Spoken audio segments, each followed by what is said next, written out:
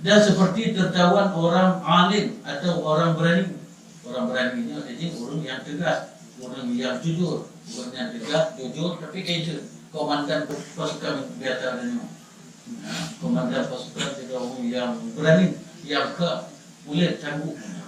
Mana berani, mana beraninya jadi hana lemu hati. Walaupun orang begitu. Kau mana beraninya harus ada tujukan kepada kedua yang badan juga ada. Badan lagi hadir ayo ilmu. Mana? Tapi tidak pun. Tapi yang hai tu yang berani. Padahal kita tidak boleh PP. Tapi hai tu itu berani. Nah, makna beraninya itu hati. Hatinya hanya mundur selangkah dalam menegakkan kebenaran, dalam mempertahankan kebenaran itu berani. Ya karena Pak Sosok Habib Rizik Rahmat hafizahullah ta'ala.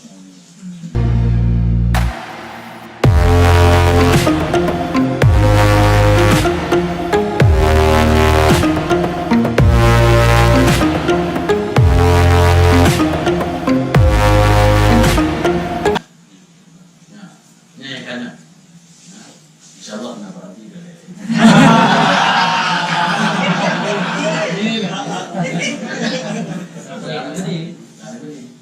langit pada sosok beliau hafizahullah menjaga beliau Habib Rizik Syihab hafizahullah. Yang kena makna berani ipo nak berdiri hoi ipo pandai pak dekat berdiri kena dulu Tanya kon, pula jenggot.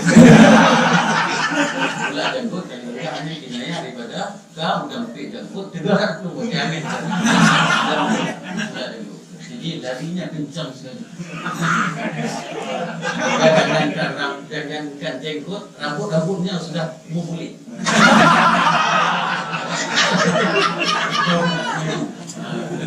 Bedanya anak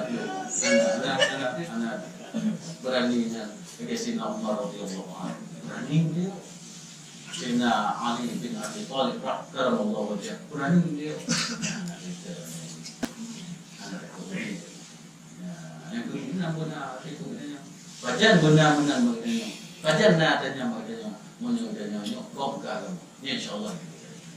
Tapi punya tanya cinta pada dunia yang terlalu berat atau hanya kata dunia yang biasa. Kita mau penyakit wahal yang bagi bukan Allah. Kita mau penyakit takut mati dan takut mati.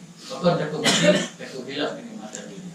Padahal Allah galak mati. Bahkan karena mengingat nikmat akhirat, nikmat lalu malah melebihi daripada nikmat Islam. Orangnya belum mati.